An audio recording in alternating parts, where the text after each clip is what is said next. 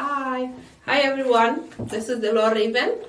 I would like to talk to you about child maintenance. I know this is an issue that concerns everybody, that affects everybody, and it's always a source of contention between co-parents, especially those that are no longer together or no longer married, and even married couples have those, they still have maintenance issues cropping up, especially when they live apart, with one spouse living on one side and another living on another side of the country. So I'm just going to address child maintenance as a whole, just as a general subject.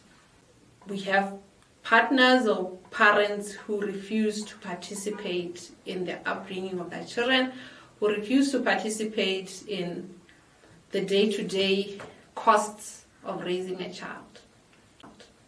That forces one party or one partner to register a case at the magistrate court for maintenance claims.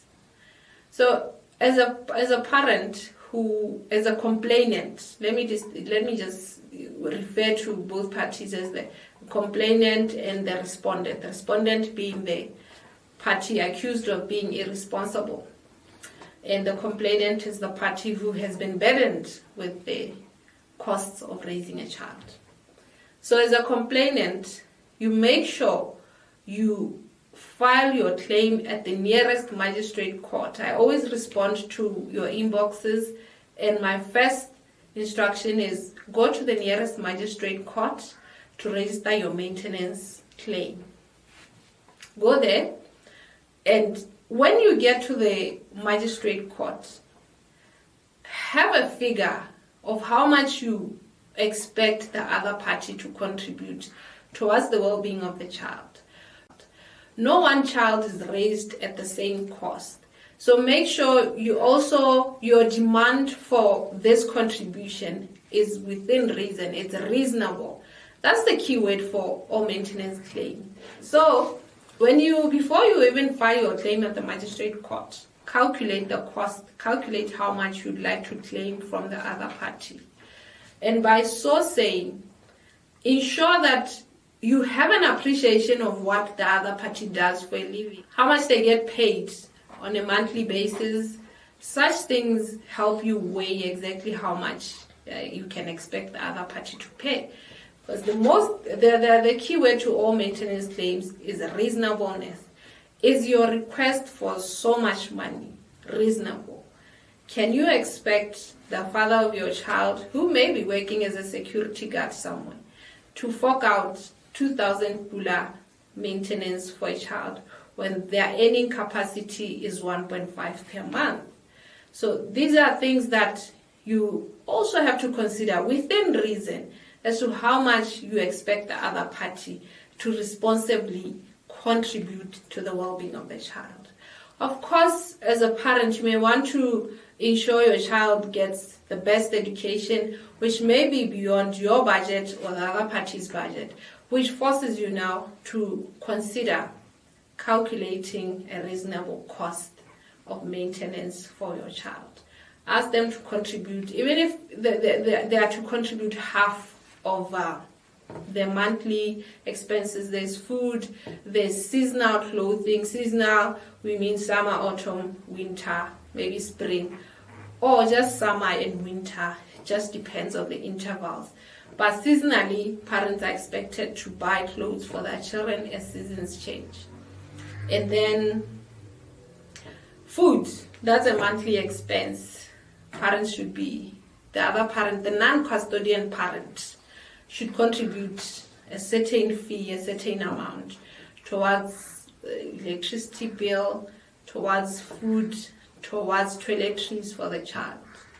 And then there's things like school fees. School, that's one thing that parents should discuss, choice of school. If it's not a public school, then parents should discuss the kind of private school that they want their child to go to in order to assess their capability, their capacity to pay the bill. The last thing anybody needs is a parent who winds up in prison for failure to meet the payment deadlines. So let's all be reasonable whenever we have to assess how much each parent is to contribute towards child maintenance. It's a very important subject. I've had to engage a lot with most of you on child maintenance. It can be frustrating if the other person fails to honor a court order.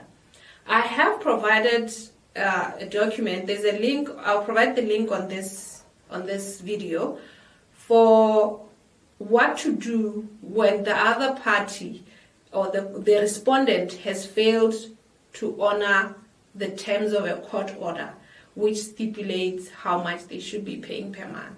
So click the link to download a template of the type of application that you have to file at court when you find yourself in a situation where, despite getting a court order that compels the other party to contribute, you are still not getting their money every month, which is not fair to you as the custodian parent.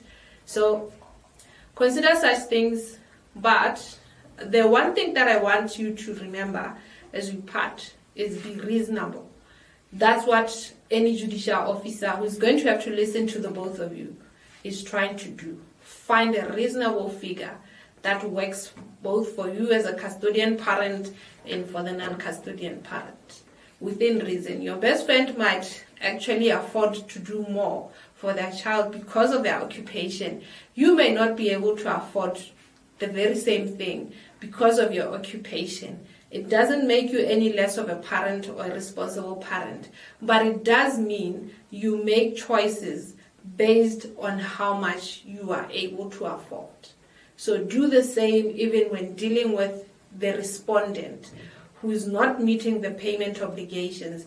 Consider their earning capacity, bill for what they can afford, that what you know they can pay you within reason.